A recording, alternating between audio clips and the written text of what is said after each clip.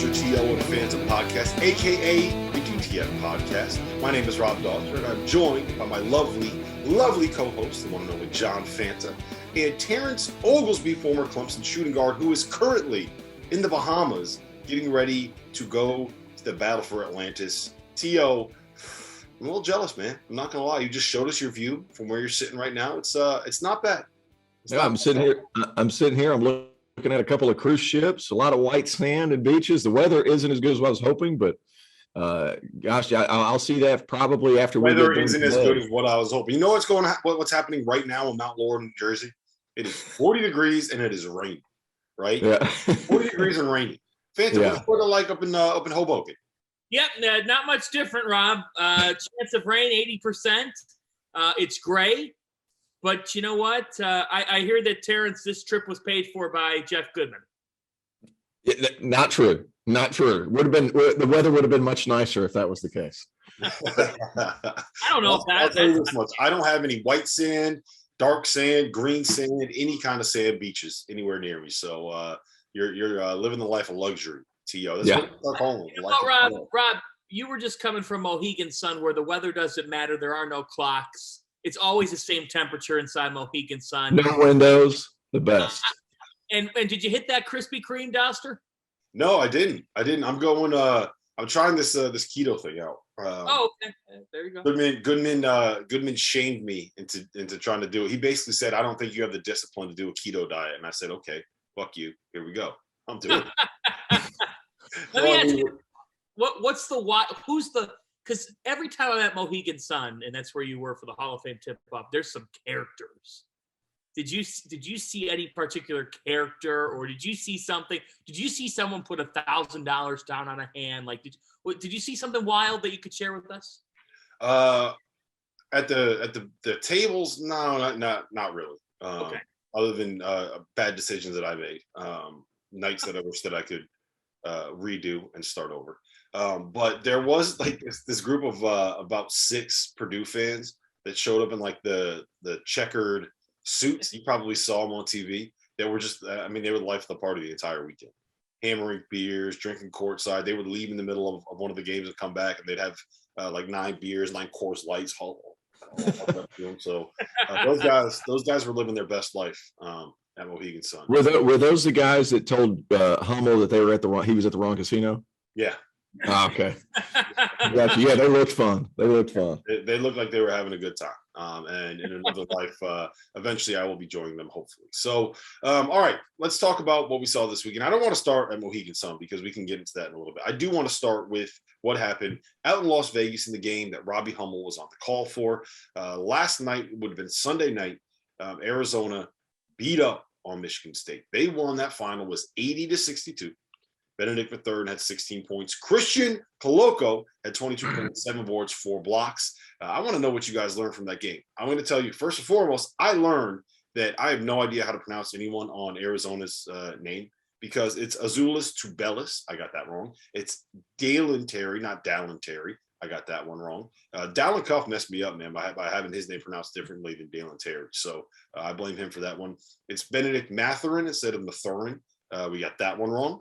And it's Kerr Krisa, not Kerr Krisa. We got that one wrong, T.O. And the last one was it's Pele Larson, not Pell Larson. So we got that one wrong. I got 5 names wrong doing our Arizona season preview, T.O. So that was the biggest thing that I learned from Arizona coming out of that game. What about you guys? T.O., I'm going to go to you first on this. I was shocked at how Michigan struggled to shoot the ball despite Arizona. They were throwing traps in the post. That was kind of in Michigan's wheelhouse to be able to get that ball inside and then fan it out. If you're going to be able to do that at a high rate, you're going to have to knock down shots. 1 of 14 is not going to do it. I don't care how talented Michigan is. You got to be able to shoot the basketball, especially when you have a beast inside like Hunter Dickinson. How much did we really learn? The only thing that I really learned is that Christian Coloco has probably been one of the most improved players in the country. He is fantastic. And Hunter Dickinson, he struggled against Ike Obiagu against Seton Hall. He struggled a little bit against Coloco. Like, is this going to be a theme? Now, when I say struggled, he still puts up, gosh, what was it? 11 points, 7 boards. That was a down night for him. But the bigs that can actually match his length I think could be an issue. But Christian Coloco, one of the best players that people kind of mentioned him, but at the same time, we didn't expect that kind of offensive output. Yeah. Yeah, I think that what we learned is that first and foremost, Arizona is maybe the most underrated team in college basketball. We said it in the preseason. You go back and listen to the Doster T.O. and Fan podcast. What did we say? You did. Arizona, You underrated team in college basketball. We were smart on that one. We don't get a lot of things right. But when we do, we're going to take our victory laps. It's the team that should be in the top 20 this afternoon or whenever the AP poll does come out. And I'll tell you why. They just beat Michigan going 4 for 21 from beyond the three-point arc. They did not shoot the basketball well on the perimeter, and they still commanded Michigan. And how did they do it? They did it by attacking. They did two things really well. They went to the rim, and defensively, they walled up. They walled up on Michigan, and they said, you know what, you're going to have to beat us from downtown. I just thought that the game plan was excellent. I think Tommy Lloyd proved himself. Coming out party in his first season, this is the type of win that inspires confidence amongst your whole locker room. And to see Krisa and Terry combined for 12 assists to 0 turnovers.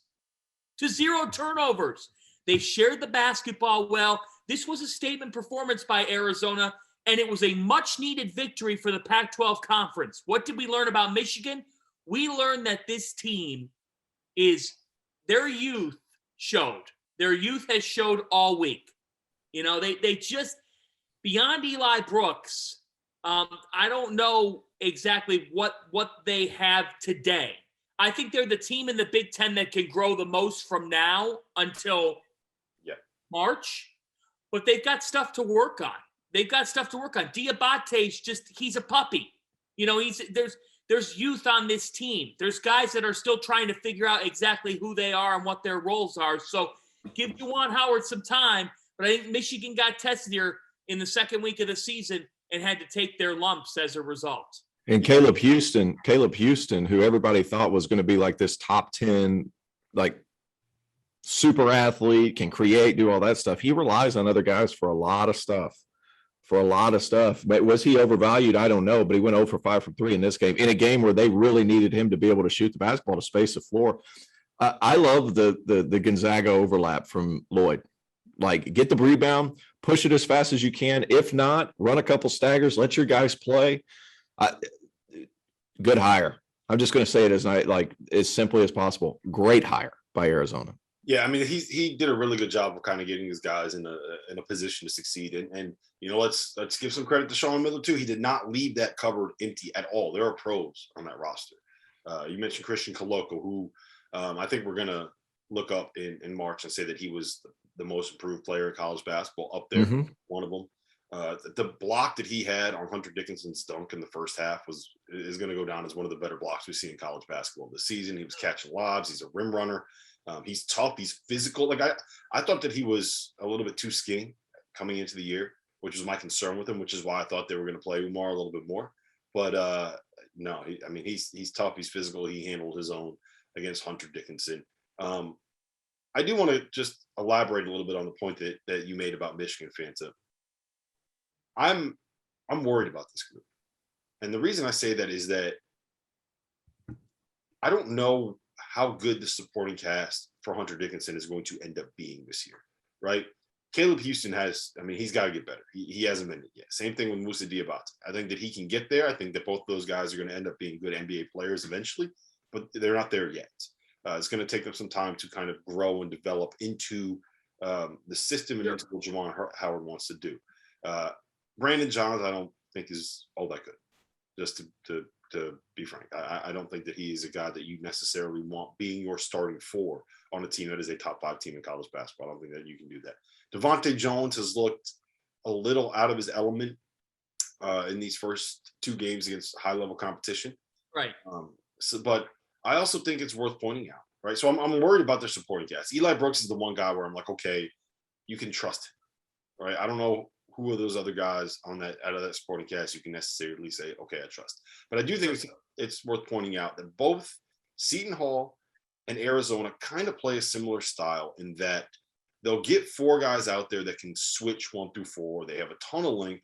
They have a ton of athleticism. They have a ton of playmaking out of those positions. Like Benedict Mathurin was great last night. I thought that he really showcased a lot of the reasons why some people think he could end up being a top 20 pick in this year's NBA draft.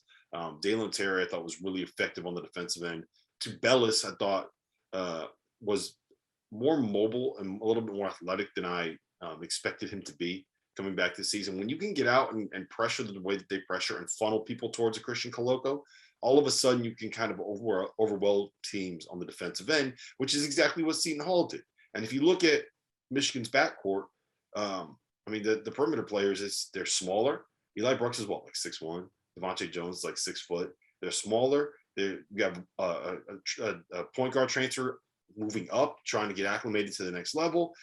You have freshmen that maybe aren't necessarily ready to deal with upperclassmen climbing all over them. So I think part of it might have been a matchup thing for Michigan, but I'm worried about them. That said, I mean, Arizona's awesome, right? Where do you kind of rank these teams now? Like, if you're talking about Arizona moving forward, are we talking about them as potential top 15 team? Are we talking about them just second weekend team of the tournament? Are we talking maybe a potential Pac-12 title contender? Where are you at on that, Fancy? Yeah, Pac-12 title contender for sure. A team that could be facing UCLA in that Pac-12 title game. They're definitely one of those teams. We also know conference tournaments can get wacky, and there could be strange things. The Pac-12 tournament certainly has been strange. Oregon State wins it last year and then goes on a run. But I still think that Michigan ends up being a top 15 team, but let's look at what they have to figure out. Here's the deal with Michigan. The supporting cast has so many question marks because of the reasons you just listed. A lot of youth and a transfer in Devontae Jones, who everybody was saying, oh, he's going to be an upgrade even from Mike Smith, who, by the way, was pretty good last year. Mm-hmm. He exceeded my expectations coming over from Columbia. Let's hold the phone on that. I think a lot of people in Juwan Howard's first couple years, and rightly so, now they form the benefit of the doubt. But that's not how college basketball always works, particularly when you're bringing in 18-year-old kids to now fill the roles of guys that were previously 21, 22 years old. This team is young beyond their leaders. Dickinson plays beyond his years. But the fact is, where you expose Michigan right now is by daring them to shoot the 3 and seeing if they're hitting or not. If they are hitting, then you have to change some things up. But the problem is, to win these games against Arizona, Seton Hall, and against other power conference teams, this isn't necessarily the Big Ten, because the Big Ten doesn't always play as pretty of a style. See Wisconsin, see even Ohio State at times lately, okay? They could get away with playing a grinder and maybe not even having a great shooting night from the perimeter and still finding a way to win because Dickinson's the best player on the floor. But where they got exposed last night is there was no way that they could match Arizona's scoring.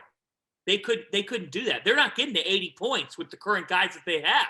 You got guys that are still trying to learn who they are. So then, if that's the case, if you're still trying to carve out your roles, you better be connected on the defensive end of the floor.